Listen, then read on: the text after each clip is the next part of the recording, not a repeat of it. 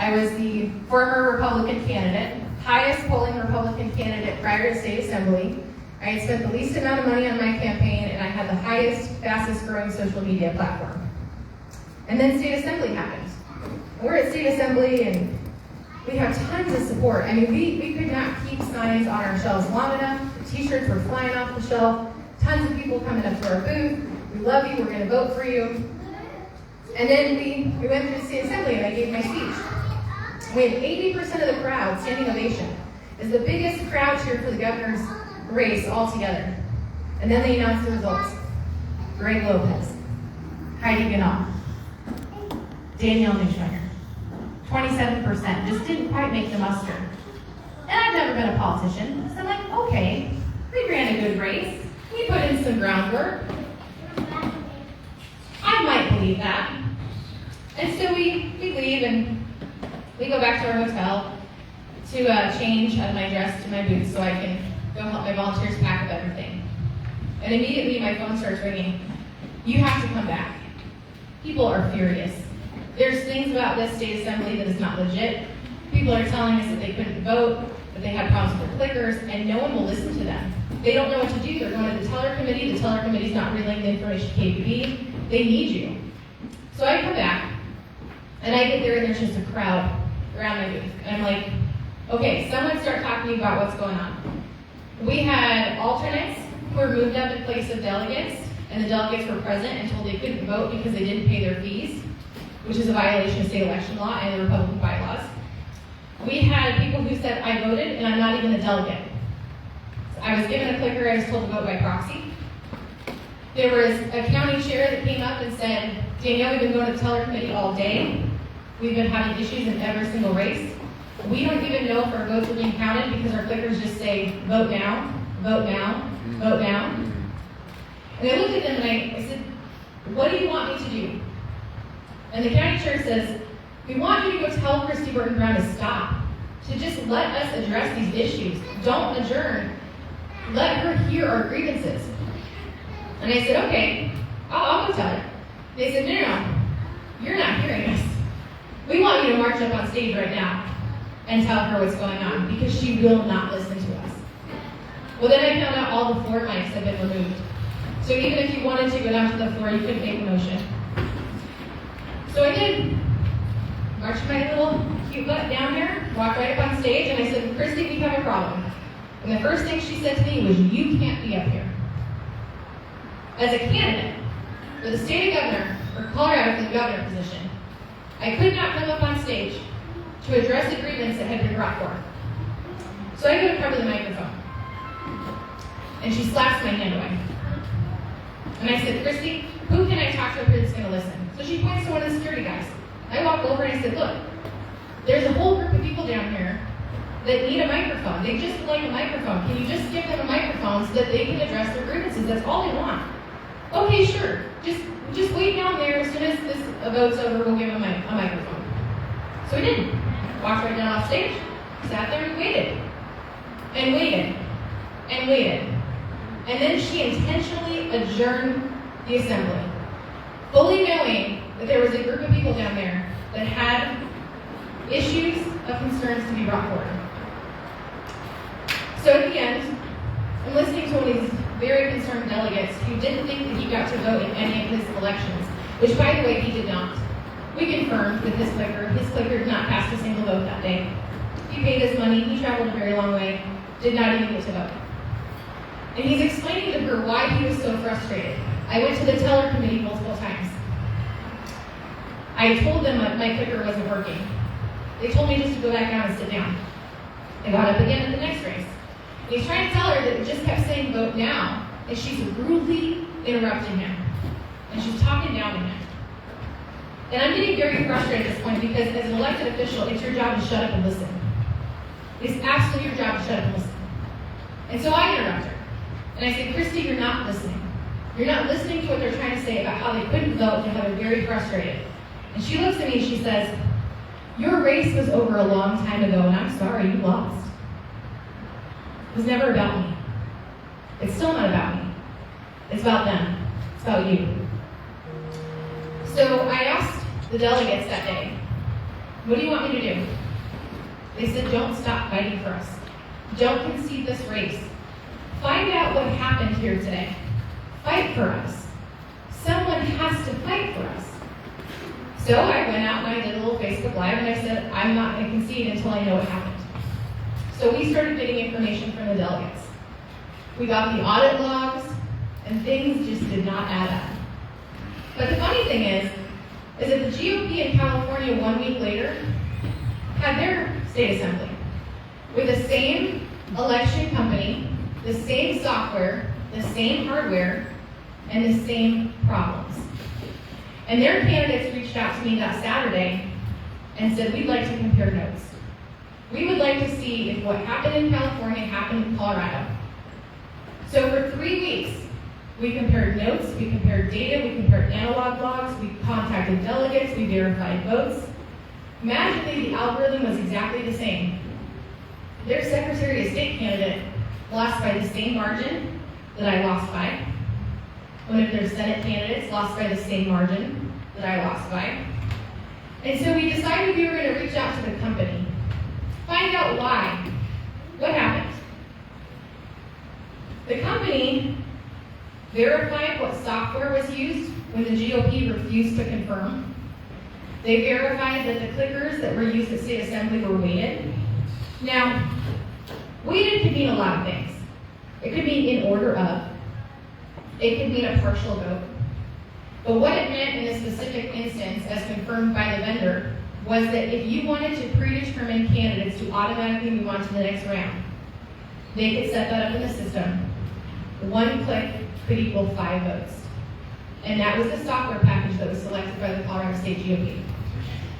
The vendor then went on to tell us how to identify weighted clickers. Well, when all the delegates started reaching out to us and saying, I don't think my vote counted, verify my vote for me, we got hundreds of pictures of clickers. So we were able to identify which clickers were weighted and then go check the logs. One of those clickers voted 24 times in my race.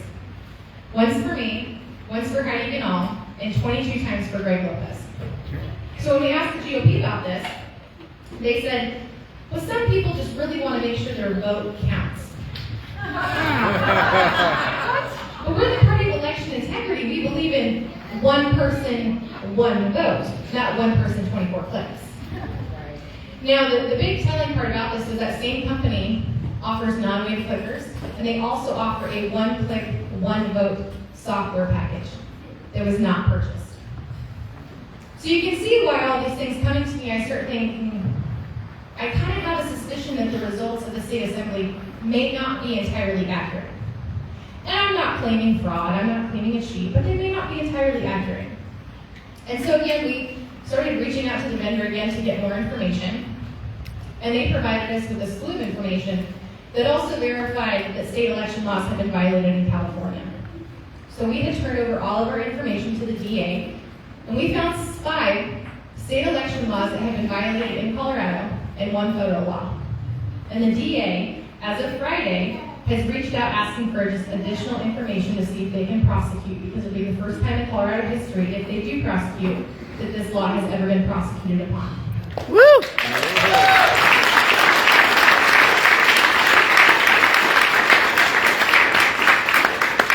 Now, all of that is well and good, but I have zero faith in our DA. And I have zero faith in the judicial system, because it is corrupt.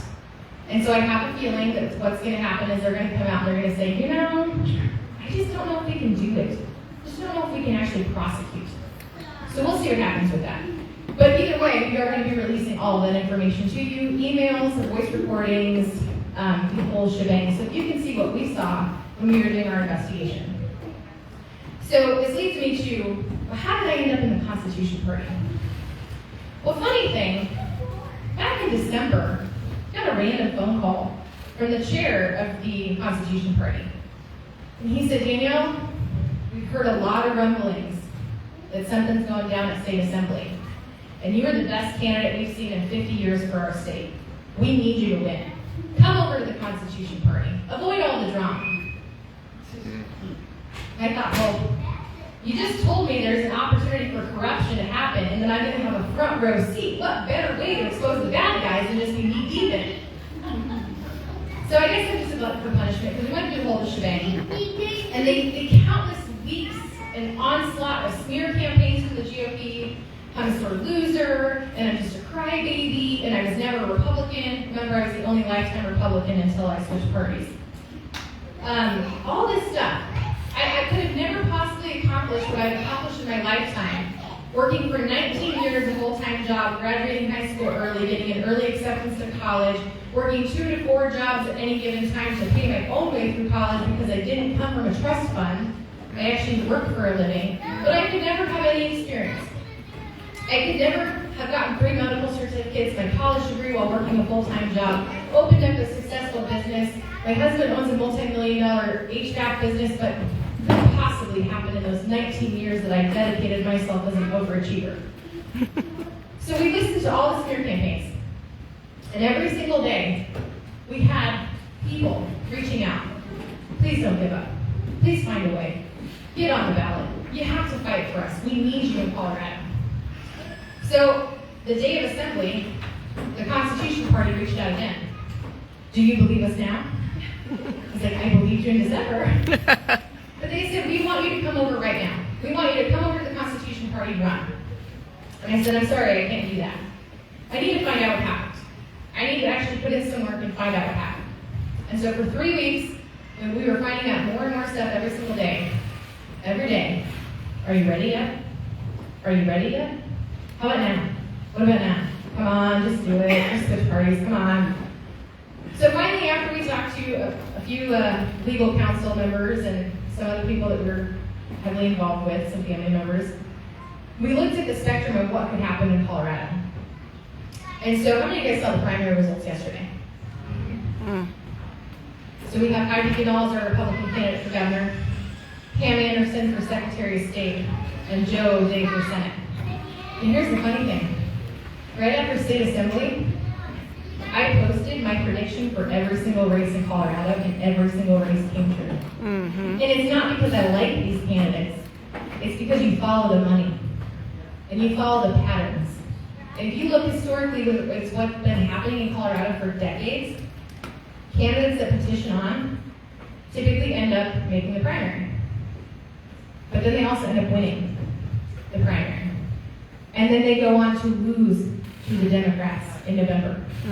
And the tall telltale sign is the margin of victory in the primary race.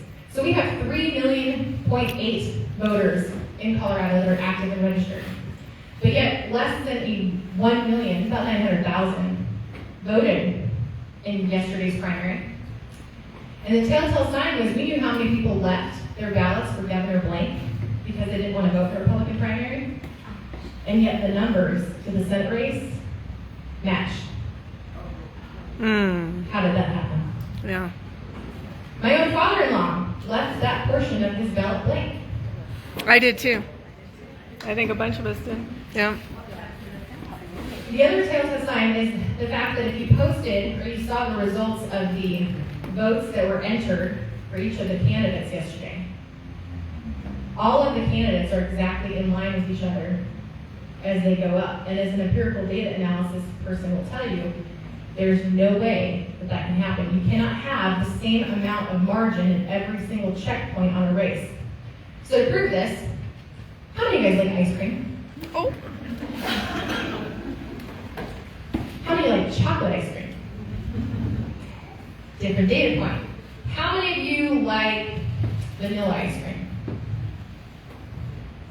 So we're all casting a vote, right? So there was your governor, secretary of state, senate. Not all of you voted. Some of you left your hands down. But every single race, the data points are exactly in line with each other. That is statistically impossible. So, let's ask a hard question. Danielle, aren't you worried that you're going to split the vote and cause Polis to win another 4 years? Aren't you worried you're going to split the conservative vote? We're going to be stuck with King Polis for 4 years.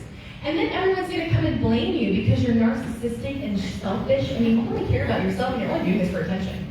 Aren't you worried? What is your civic duty? What is your civic duty? To vote. To vote. Where in the Constitution does it say you have to vote Democrat or Republican? Nowhere. In George Washington's farewell address, he said that the two-party system will be the demise of the republic. He focused on three main points that we are in today: social fascism and the two-party system dividing America. So I'm going to ask you to do something. When you go to vote for the person that has the best policies, who is the best candidate, who is going to create change in Colorado. I don't care if there's a D behind him, an R behind him, or an alphabet soup behind him. The best candidate. Because here's what happens. I was one of these stupid people. I would get my ballot. When I was 18, 19, 20, I would just fill out the R's. And if there was more than one R, I might Google them. But I would just go fill out the R's because I was a registered Republican my entire life. And then those R's I voted for went to Washington, D.C., and didn't stand up for the Constitution. Those same R's didn't stand up for President Trump when he was trying to drain the swamp. Those same R's didn't do a damn thing for us when COVID was shutting down our businesses under a Democratic governor. Those same R's didn't come out and protect your kids from getting the vaccine or the brainwashing of sexual indoctrination. That same Republican Party put out memos about how bad Polis was doing. But there was no movement to stop him. There was no legal action. Those same R's in Colorado have given him a pathway to success because they're too afraid to be the resistance we need to secure freedom in our future.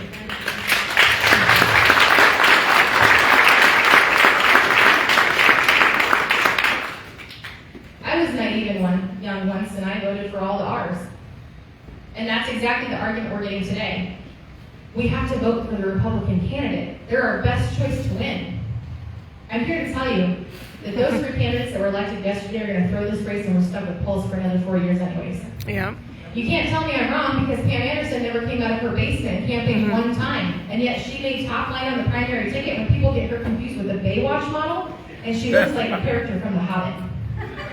You can't tell me that people don't know who Tina Peters is when she's the largest national name in television right now when it comes to politics. That she only got 27% of the vote. Where have I heard that number before? You can't tell me that Joe O'Dea, who's about as entertaining to listen to as Concrete Dry, beat Ron Hanks, who actually cares about election integrity, abortion, gun control, and voted as one of the most conservative constituents in our legislative house. I know that they're going to lose this race because they already stopped campaigning for you. Heidi Ganahl hides in her basement and refuses to come out to debates because she doesn't want to be asked the hard questions. In fact, I just saw her at the Cattlemen's Convention, and one of the constituents there asked her about election integrity. And this is what she told him. I can't focus on election integrity because the soccer moms don't want to hear it. Those soccer moms vote. And those soccer moms are the same pissed off moms that during COVID, their kids were being shut down and locked down and put into unsafe mental health conditions. Those soccer moms are the same moms that go out and see the radical indoctrination of their children and have problems with it. But you're right. They don't care about election integrity. They don't care about watching their country go down the drain. They don't care about any of that. Because, well, she's a mom on a mission. So what are we going to do? What are we going to do? And how do we fight this split the vote mentality? And I'm here to tell you this. Voting the lesser of two evils has been the brainwashed algorithm that we have all fed into for far too long. When we get our ballot and you saw Hillary Clinton on there, you automatically knew that's not who you wanted to vote for. But when you see people like McCain versus Rand Paul, and you're like, Rand Paul really should have won that race, but McCain came out of it. We have to stop voting the lesser of two evils because this is what the problem that has gotten us into America where we're at right now. Thinking you're going to vote for someone that doesn't show up when they're campaigning for you, and that you're going to send them to Washington or the governor's office, and they're going to stand up for you when things get tough. It's not going to happen. When the going gets tough, Your character says a lot about you and how you show up for people. Ever since State Assembly, I have been relentlessly smeared. Relentlessly. Drop out of the race. Get behind the Republican. And yet here I am, still announced. Because it's not easy doesn't mean that it's any less worthwhile. And I'm here to tell you, voting third party in a state election is going to be the craziest thing you have ever done in your life. I guarantee it. Because the system is going to tell you you're wrong. Look, I was a lifetime Republican, and switching over to the Constitution Party, like I would go to events, and they'd be like, are you a Republican? I'm like, conservative? Because it's ingrained in me. Republicans are the good guys, right? Republicans were the superhero cape. Republicans are the ones that got Trump elected. We're wrong. The Republicans are equally as bad as Democrats. They're all in bed with each other. It's a uniparty system, and we know it. And you can't tell me I'm wrong when we just had 19 Republicans go vote for an egregious gun bill that is in violation of the Constitution in Washington, D.C. Mm-hmm. Those are not good guys. Those are wrong countries. And everyone says, God, how do we save America? How do we save America? We have to do something different, right? We have to go rally. We have to go flag wave. We have to go rally the troops and get people out putting out yard signs. We have to get our conservative candidates elected. But if we're following the same version of insanity by just voting for that spineless politician that's going to get to Washington and sell us out, we didn't do anything different. We just did it with more people. Mm-hmm. That is not saving America. That is taking the easy route to destruction. So, in November, I'm going to vote for the Constitution Party. And I'm going to vote for other candidates who may or may not be on the Constitution Party. And then, I'm also going to support other candidates like Tara Menza because she's the right choice for that district. Mm-hmm. Absolutely the right choice.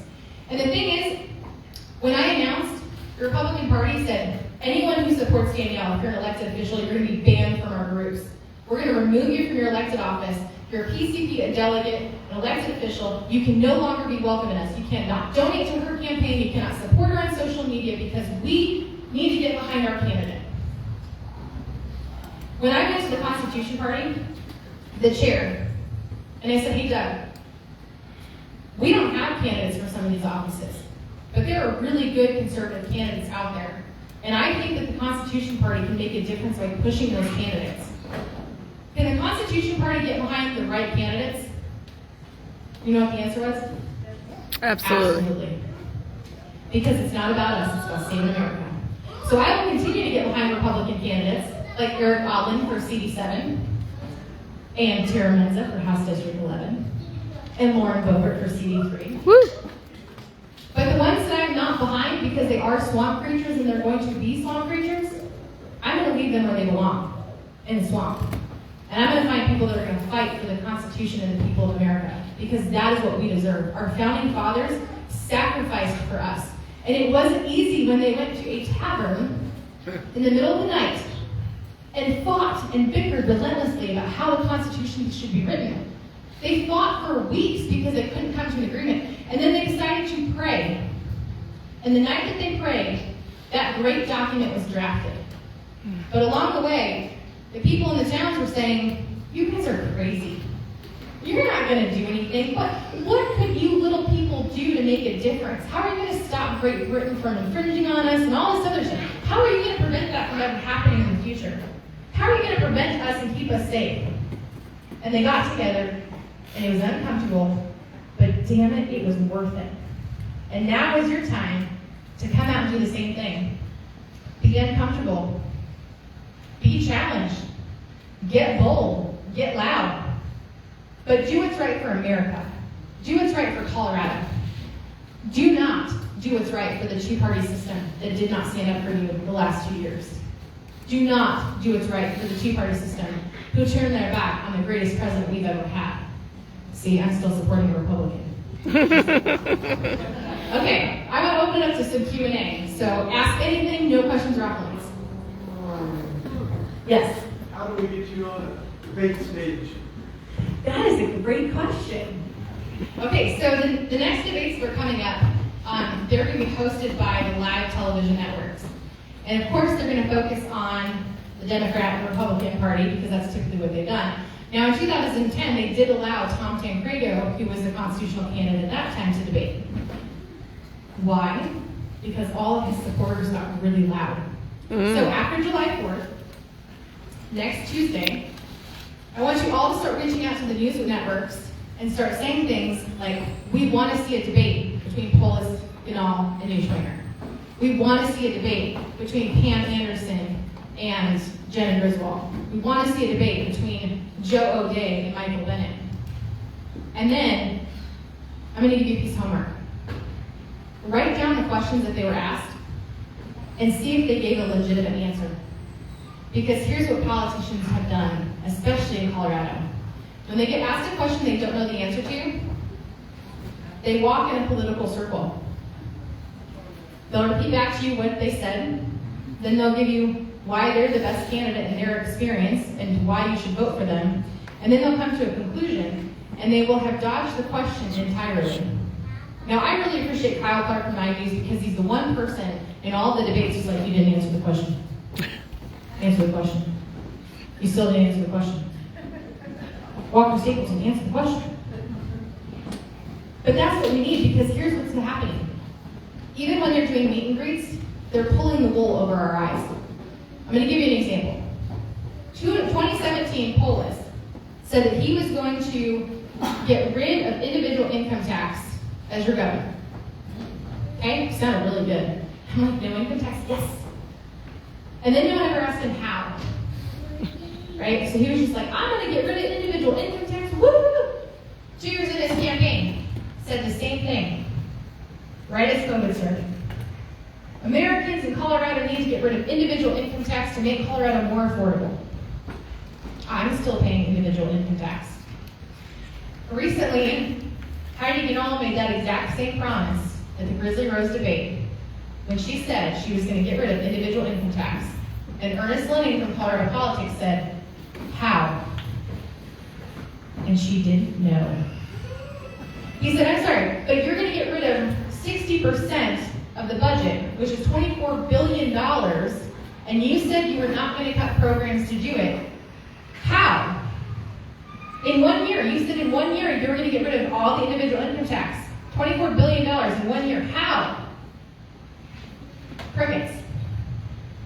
Because they're making promises they know they can't keep, but they're hoping you're dumb enough not to ask how, or why, or what's your plan. Now, the beautiful thing about that is that people said, if Polis could have done that, he would have re-secured his re-election for Colorado. It would have been the greatest thing in American history. But 60% of the general fund, $24 billion, you're cutting programs somewhere. Don't be fooled. Now, I do have a really good plan for our budget, how to cut it $10 billion in the first year, which is reasonable. It has nothing to do with individual income tax. Would you like to hear my plan? Yes. Okay, so I was the only candidate that got a copy of the budget.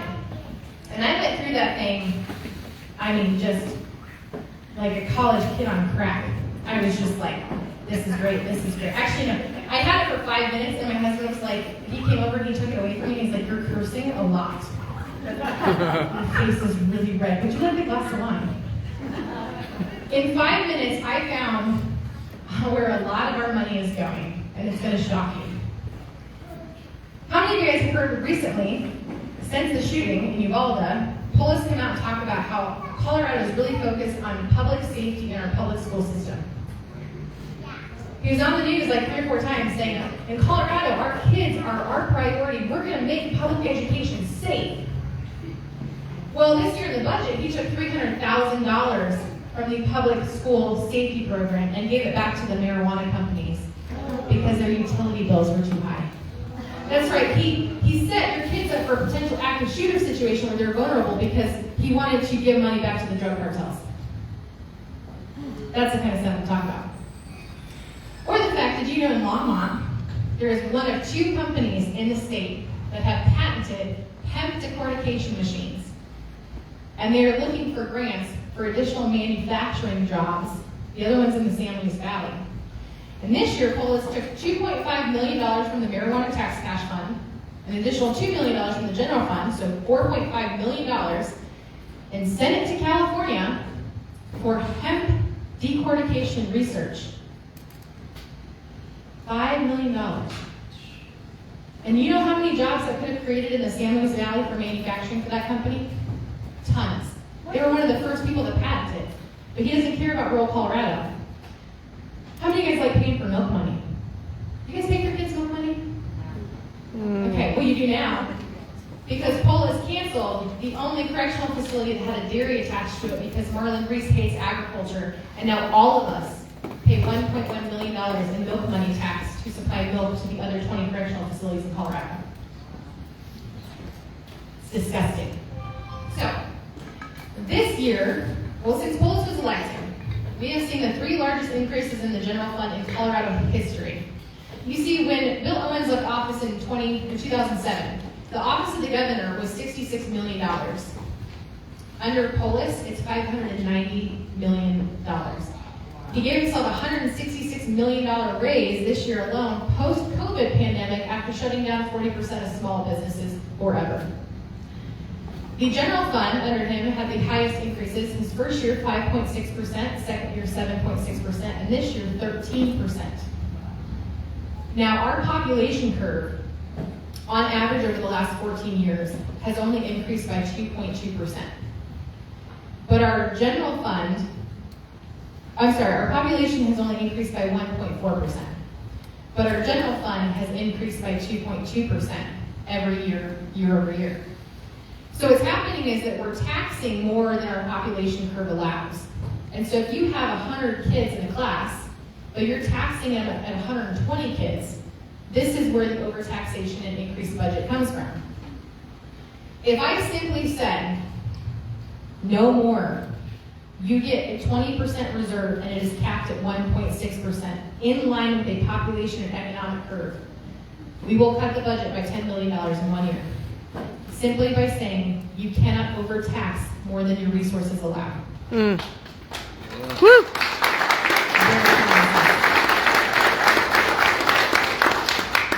Next question. Yes. What about the massive overpayment of unemployment? The massive overpayment of unemployment during COVID and how do we recover it? Did you know a bunch of those funds did not stay in Colorado? Yeah. What state do you think they went to? California. All of these stimulus packages where you're even getting like $750 this month for the summer bonus, he's literally robbing us blind and then saying, but here's a cookie. So with unemployment, $500 million was lost, just like that. And they're still going through claims right now. They had sent all their employees to work from home on unsecured servers, same way that the Secretary of State's office was also sent home to work during COVID on unsecured servers and laptops. What's happening is that they're going through these claims and they just automatically granted them. There was a huge influx, and instead of going through and actually doing their job and saying who actually needed it, they just said, check yes to all. It reminds me of that movie, Bruce Almighty, when he makes all the prayers come in on a computer, and he's like, answer yes to all, and then the whole world self-destructs. It's pretty much what we did with unemployment. And then people were so happy that they could just sit around and do nothing and get paid more than they could at a job, and then they could file false unemployment claims for other people and get those checks. Then now they're like, well, let's pay them to go back to work. Let's give them a $1,500 check to go back to work. Here's a thought. Stop paying them. If you're really worried about our economy and about the future of our economy and getting people back to work, stop paying them. Cut it off. Say, I'm sorry, you've had a year. If you want money, go out and work for it. The government is not guaranteed in our Constitution to be a handout or welfare system. Those are government programs designed to keep people weak and desperate. You want to turn it off? Turn it off. Make them go back to work. And then if there are case-by-case evaluations, actually do your job and do the evaluation.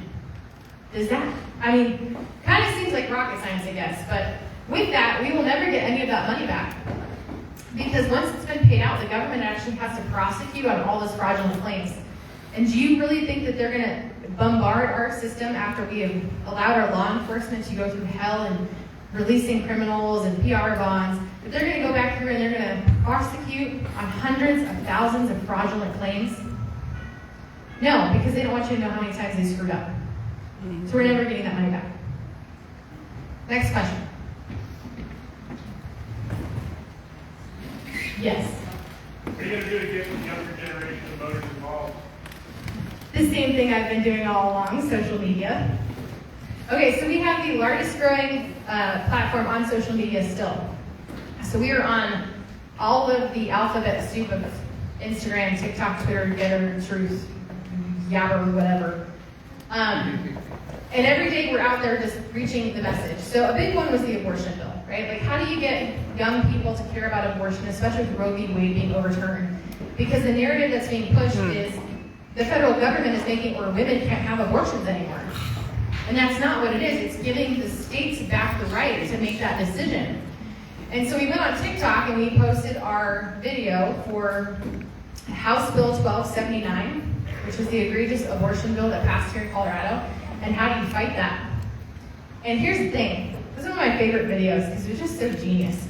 I'm at this event with Rod Pelton in like Lahana, I think, Lamar, somewhere. It's the end of the night, we're listening to this preacher, and he's talking about David and Goliath, and he acts out the cutting off of the head of David. And I look at Rod, and I was like, Rod, we have anti-mutilation laws in Colorado. Because I had just been looking at the serial killer case in the San Luis Valley. So there's a coroner candidate in there. So I'm like, Tommy, come here. So we're like back in the back of the room, right? He's still preaching. We're like all huddled up, and I was like, I got a game plan. I know how to fix this. So we start talking, and there is anti-mutilation laws in Colorado, but even better than that, death certification laws.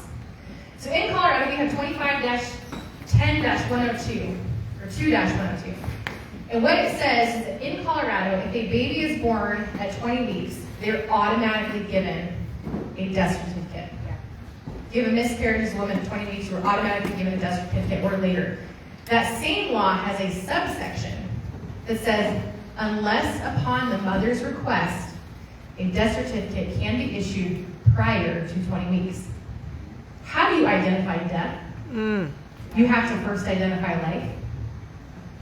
Very interesting, huh? So we went to Vitality Statistics, because I'm like, someone has to have requested a death certificate for this to be a law. 3 days. In the state of Colorado, we have issued a death certificate as early as 3 days, which means we have identified life as early as 3 days, which means that 1279 could not possibly be constitutional because in Chapter 3, Section 11 of the Colorado Constitution, it states, no law shall be created that infringes upon another law unless said law has been amended first. Wow. We did not amend the death certification laws. We also did not amend the anti-mutilation laws in Colorado. Therefore, on day one, I will send a preemptory challenge to the Supreme Court in Colorado and ask for that law to be overturned based on the fact that it is in violation of multiple laws on the CRS as well as the Colorado Constitution. That is how we do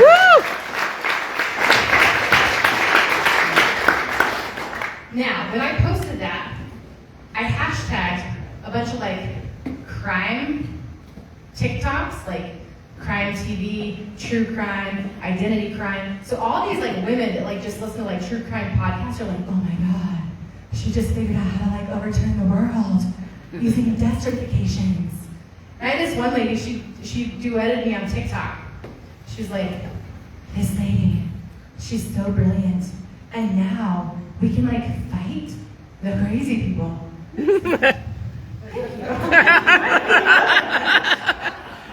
she was talking about how excited she was because she had never thought about using death certifications or forensic criminal technology with forensic science to prove that life existed and therefore combat these radical abortion laws.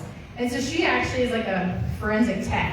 So then she was like, and I bet we could use science to identify the DNA, fetal, something in the bloodstream. And I was like, she's on the right track. But all we had to do was TikTok it. Mm-hmm. And you know what? She's a Democrat. Woo! I'll tell you that social media is the best and the worst thing ever invented in the world. It is really good for getting your message out. But the more I'm on social media, the more I'm like, there's a lot of dumb people in this world. But the great thing is we're reaching them now with educational pieces. And so today, how many of you guys heard why I was a little late today? Okay, I'm going to tell you why I was late today. I was out delivering beef. Okay, we have a cattle ranch, we sell beef. I'm out delivering. It's my last delivery of the day, and I've been in and out of the truck all day. And I get out to hand this guy his beef and his receipt, and I ripped my pants all the way down. And he says, I think you ripped your pants. I said, I believe that you are correct, but I'm too afraid to look down. So I said, here's your receipt, have a nice day. And I turn around, and I'm kind of like doing like one of these along the side of my truck. And he hops in his truck and he goes, well, now that I've seen your backside, I'm definitely voting for you for governor. And that's not the worst of it, right? Like, I live hours away from here, so I'm like, it's fine. I'm just going to go to Murdoch's. And I got like kind of a long shirt that I like, kind of like try to do one of these. So I like walk in, and I'm like scooting along the racks, because there's a lot of people at Murdoch's today. And I find my size, and I take it over to the cashier, and I'm explaining, I'm going to pay for these, and I just need you to take off the tags, and I need the key to the dressing room so that I can go change, because I ripped my pants. And she goes, is this a test from management? And me being a smart aleck, I'm like, yes, this is a test from management. So she walks around the counter and goes, oh boy, you really ripped your pants. And there's a line of people behind me at the counter. So they just all start cracking up, and I was like, on another note, I'm running for governor of Colorado, so now that you guys have all seen my backside, please vote for me in November. Mom's name on the ballot. And I'm like scooting to the dressing room. But I posted that on TikTok. One, it's really funny when I embarrass myself. It doesn't happen very often, but it is very funny. But two, all these people who just got engaged by listening to this very embarrassing thing happen to me now know that I'm running for governor of Colorado. It's just on TikTok. On TikTok.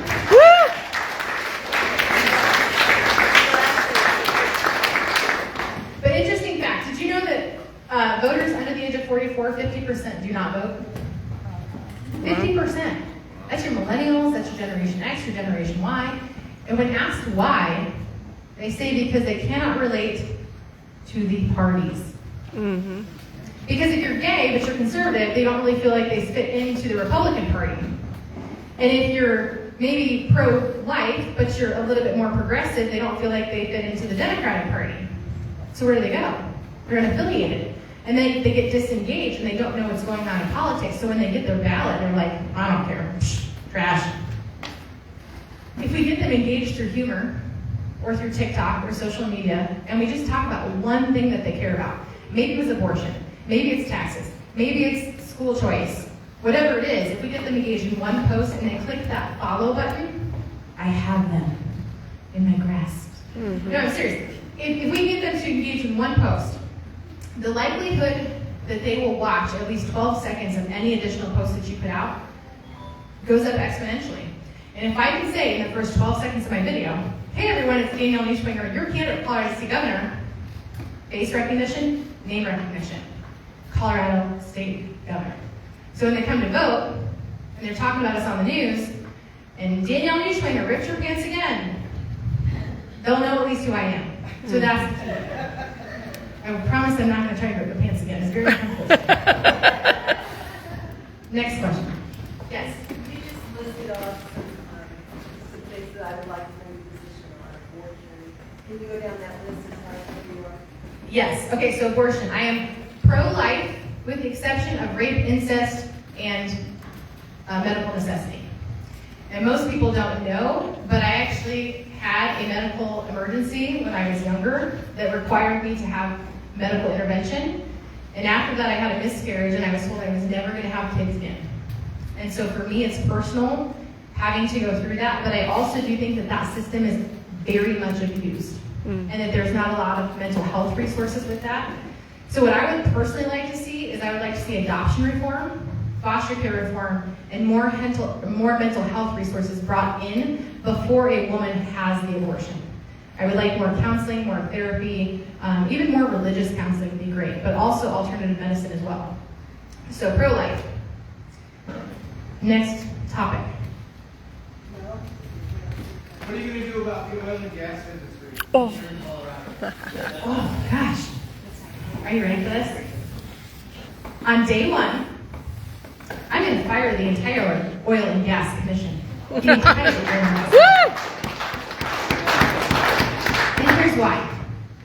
Our Oil and Gas Commission used to be 5 volunteers and 1 appointed official. And that 1 appointed official had to have subject matter expertise in oil and gas.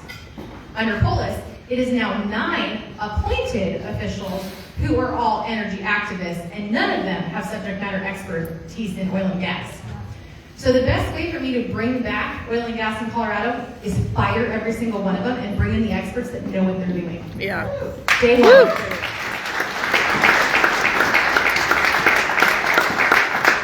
Also, does anyone here know the term geothermal drilling? What is geothermal drilling? I'm not going to be able to explain it very good. I just have the basic overview. It's fracking. But didn't it sound so pretty when I said geothermal drilling? Did you know that geothermal drilling is considered clean energy because what they do is they drill into the heat sources of the earth and they pour water down, which then causes steam to come up, which spins a turbine, therefore is clean energy. So part of how we bring back fracking in Colorado is stop calling it fracking. Start calling it geothermal drilling and talking about steam being released to create energy because steam is clean. Geothermal drilling in Hawaii causes fog pollution that hurts people's lungs.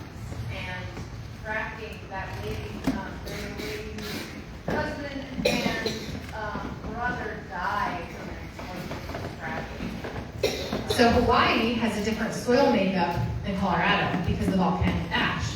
So geothermal drilling is based on the soil mineral content of where it's going to be. So could we geothermal drill anywhere in Colorado? No. Because like places like Palisade are mostly clay. Places like eastern Colorado are mostly sand. So the geothermal drilling experts have to come out and they have to do a soil sample, which can take 3 years to get a permit passed to make sure that the soil is compatible enough to hold the geothermal drilling technology. Now fracking is dangerous. Everybody knows this. Any job where you're working with your hands and heavy equipment is dangerous. But the amount of deaths that caused from fracking versus the economic resources, there's no pro and It con. also pollutes the underground aquifer, which is all our wells and our water, and there's not that much water in Colorado. So fracking, what they do is they drill down and they push water to bring the oil up. And so again, it's part of knowing what your mineral content is. So I'm in real estate and I look at water aquifers on a regular basis because you're gonna have to know with clients how far deep they're gonna need to drill for a well based on which aquifers are available to them, which is in square linear feet. So where we're at, there's a lot of rock. So in order for them to drill a well, they have to go 75 to 100 feet deep through shale. That's gonna cost about $100,000 for any person to put in. The EPA test, the soil test, everything. So there's a lot that goes into it. Typically, we have not done the research on soil remineralization surrounding our oil and gas companies. We typically just grant them a permit, say, here you go, and that's where the new EPA regulations come in.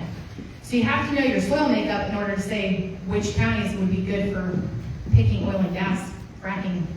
Yeah, and there also should be regulations on what they're putting, because it's not only water that they put in to make the gas come up, they also sometimes use base, which is toxic. There should be a lot more regulations if they're gonna talk about it, and I agree with you, a lot more science. And there is, the Wisconsin EPA, that Dylan was talking about, that's part of it. So there's been a lot of regulations that have been overtly passed that miss out on like soil remineralization.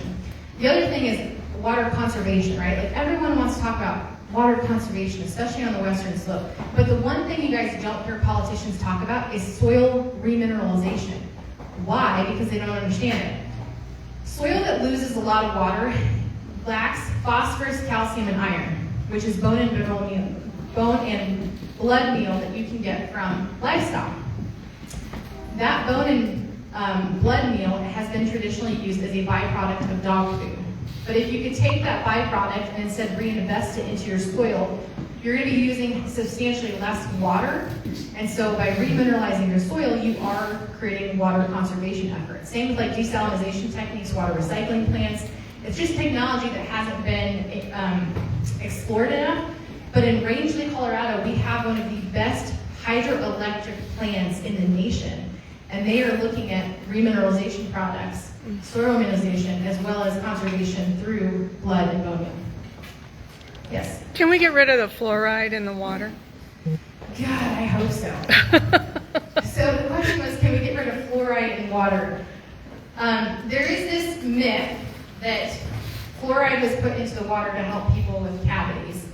And it's to a toxic level now, and so it's actually causing a lot of problems, especially in Colorado Springs. And so, yes, part of that with desalination is going to be looking at our chemical content of our water makeup. So hopefully, yes, am I behind that 100%? Nice.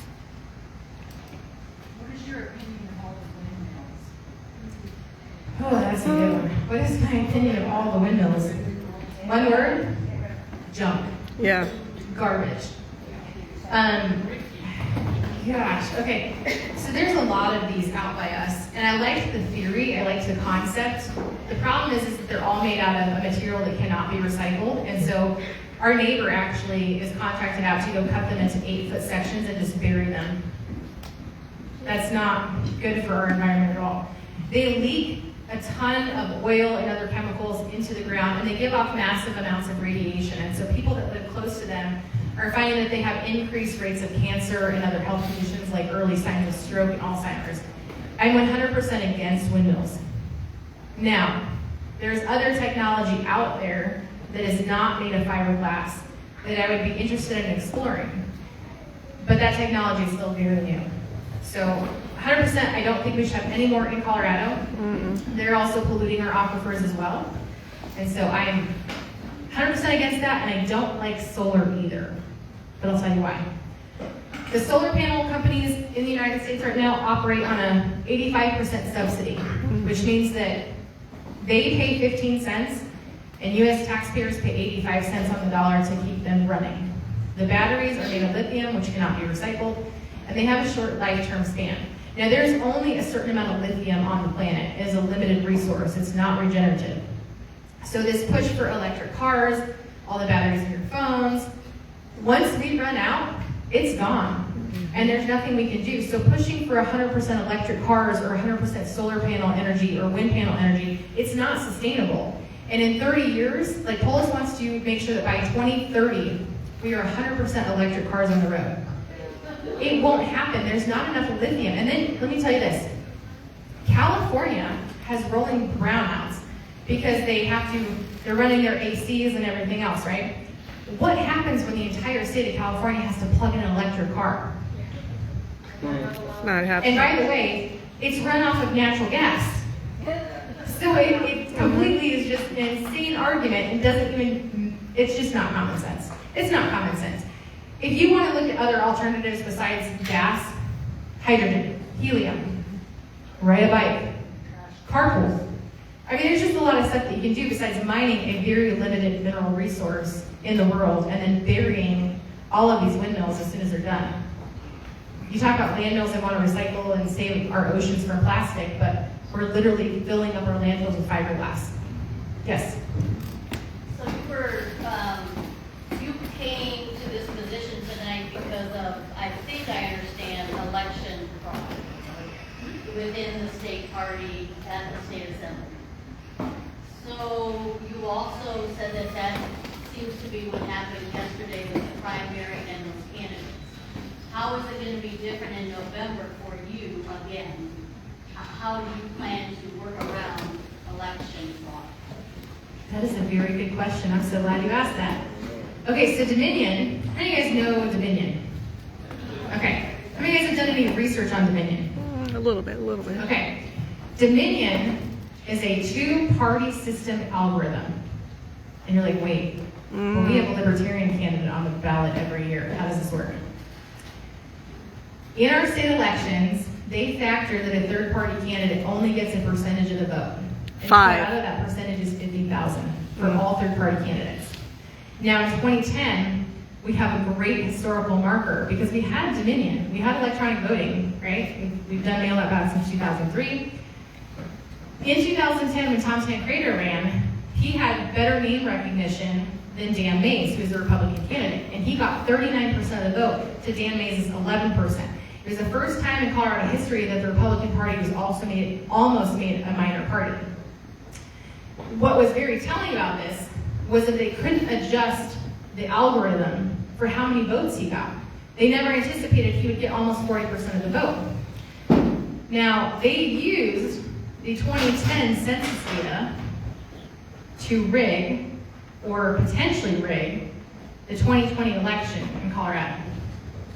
But now we have the 2020 census data, and how they got caught is the 2020 census data wasn't out yet. And so in places like Jackson County, for instance, in Jackson County there's a prison, and it's mostly males between the ages of 18 and 35.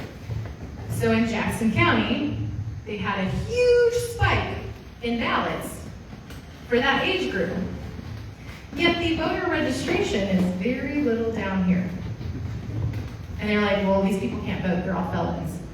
So that was very telling. And how they did it is they took the 2010 census data, right? And they mapped all the population points, and then they cast ballots along those population points. But at that particular age group, they went way under because the population group was way higher. So in order for us to beat Dominion, you have to understand this. 1, follow the money.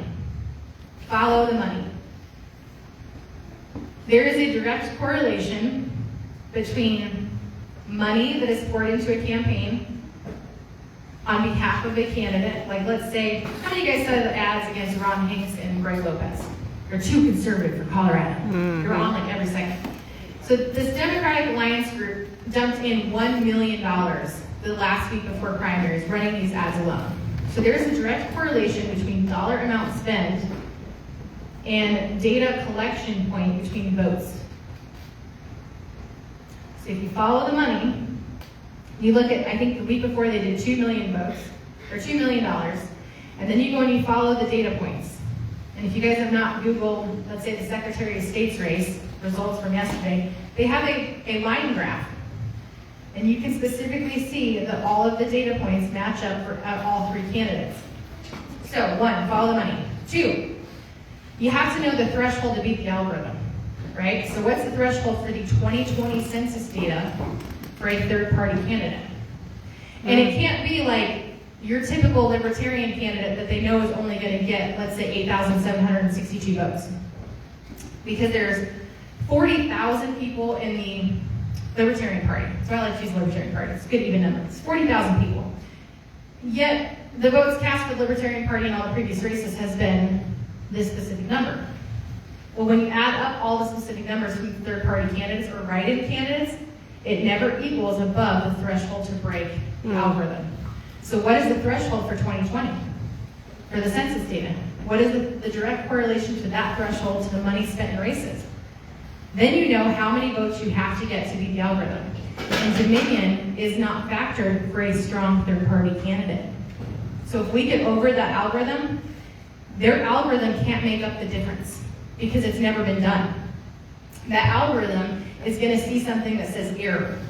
So if we get, let's say it's 50,000, 50,001, it's going to error out because it doesn't know what to do to flip those votes after that error point. Now, who else lost yesterday? It was a really big name in Colorado. Tina Peters. Do you think Tina Peters knows this information? Oh, yes. Do you think Tina Peters has a plan for Colorado? Yes. The points yesterday, I know I talked to Tina today that she's been talking to attorneys all day because the data points don't lie. It's simple math. Simple math. So how we beat it? Keep doing math. Keep doing math, find the algorithm, and then create a plan to adjust for that algorithm. It's the best thing. Have a plan. Any other questions? Yes? When you're done here, what can you or will you do to help defeat toxic wireless infrastructure coming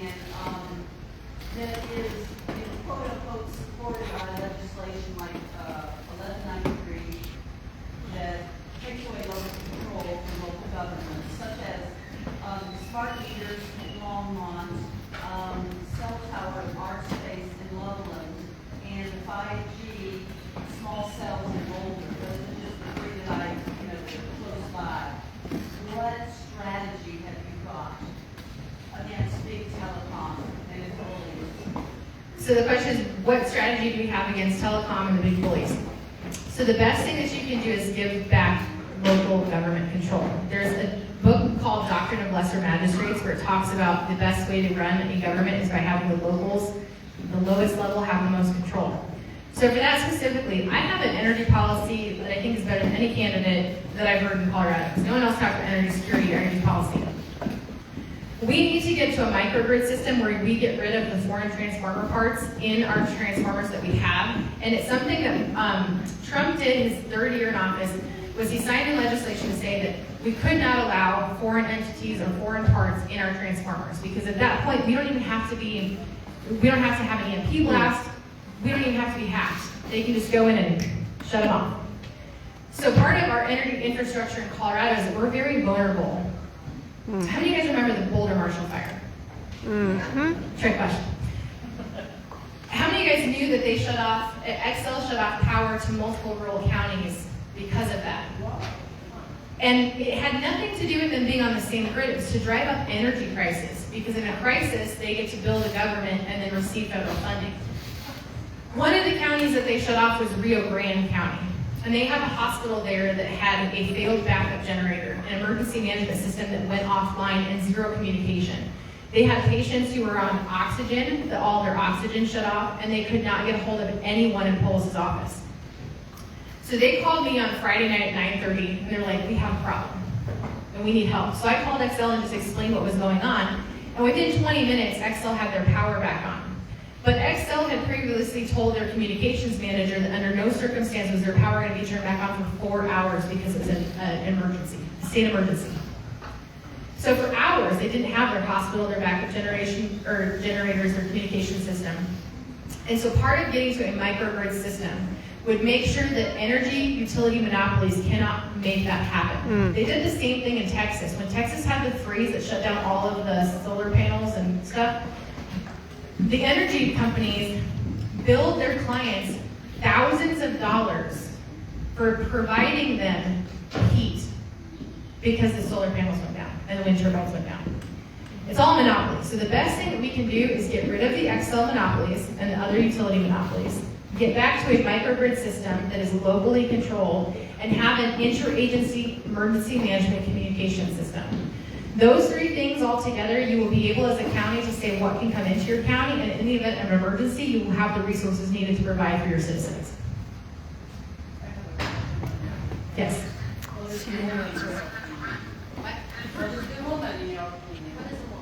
Oh, how do you define a woman? Okay.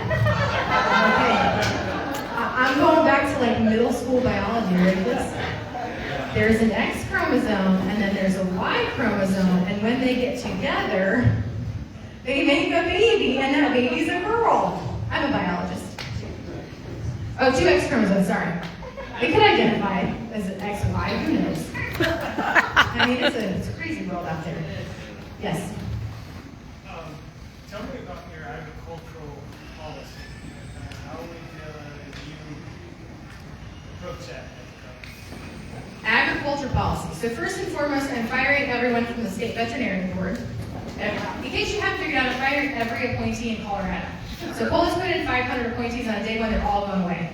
And we're bringing back in subject matter experts. Yes. So, I'm going to say something that no other politician will ever tell you. There's no way that I'm going to be a subject matter expert on everything. I'm pretty smart. I read a lot, but I'm not a subject matter expert, which means I need to reach out to the subject matter experts who know what they're doing, who made a tenured career out of it, who have best practices to share, and have them sit down and go, what should we do for agriculture? So here's some of the things. All of the regulations that are preventing farmers and ranchers from doing their job, like today, delivering beef. Do you know how hard it is to find a USDA-approved meat packing plant in Colorado so that you can sell meat by the pound? And if they're not USDA approved, you have to sell the cattle by cut. So it has to be like half a cow, full cow, in order to get around the regulations. That makes our job as ranchers really hard, especially when the meat cartels are coming in and they're allowing corporations to book up all the slots, and then they're driving up their box beef prices when they hack their own system. It's a total monopoly. Grain and diesel prices. People want to know where inflation comes from, right? Who knows stagflation? What's the definition of stagflation? Stagflation is when your oil prices go through the roof and it causes high inflation because it costs more to deliver a product. Your grocery prices don't go up because the bell pepper was larger. Your grocery prices go up because it's costing the farmer more to plow that field, to feed that cattle, to then take to the processing plant, to then have processed at a higher cost, to then deliver out to the customers, to then have packaged, and USDA stands under all these regulations. So the best thing that I'm going to tell you to do, get rid of regulations. Government regulations are killing farmers, they're killing small business, and the best thing we can do is get rid of as many as we can, put legislation in place that never happens again, and bring back in the subject matter experts who can create a plan for Colorado that's going to work. And no pause act, and no meat out days. Ever. Woo!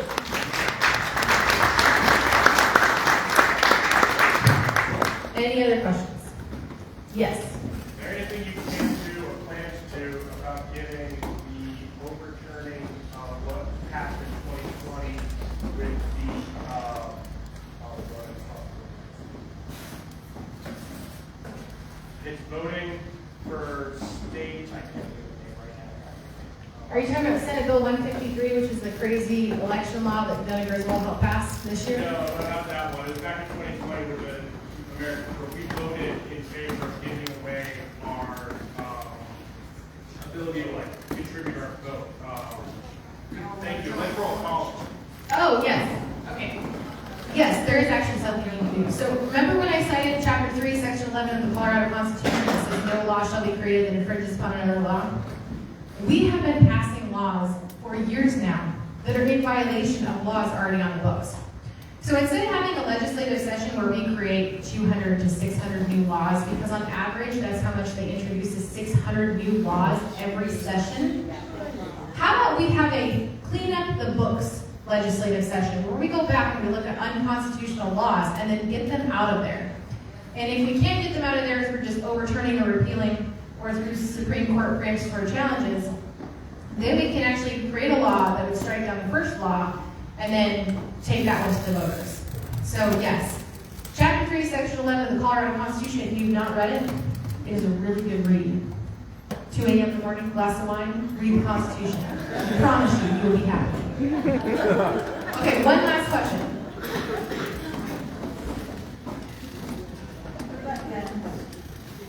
I love guns. What do you want to know? The more the merrier. You can never have enough. Do you know where a president is? Buy more. Constitutional carry. Yes. Yes. Yeah. And I'm going to say something that might get me in trouble with some law enforcement officers. If you commit a crime, there is nowhere in the Constitution that says that your gun rights should be taken away. And we call serving a sentence restitution. So when you have restored your payment to society, why are your gun rights not restored? Especially because as an 18-year-old female, you can, and this is a true story, an 18-year-old female reached out to me and she said, I wrote a check, it bounced, and I was charged with a felony. I wanted to be a cop, I just didn't budget well, and I can never own a gun, and my entire career dreams just went out the window. Wasn't a violent offender, never had gotten a speeding ticket before that, but her entire Second Amendment was taken away because she couldn't balance a checkbook. Is that justice? No. Now, for a habitual offender, rapist, murderer, violent criminal, I absolutely believe that we should limit their ability to possess a weapon. But what about manslaughter? What about if you hit someone and you serve your sentence because you accidentally killed someone and then 5 years later you get out? Should your gun rights be restored? Or is murder the end of it? See, this is a gray area.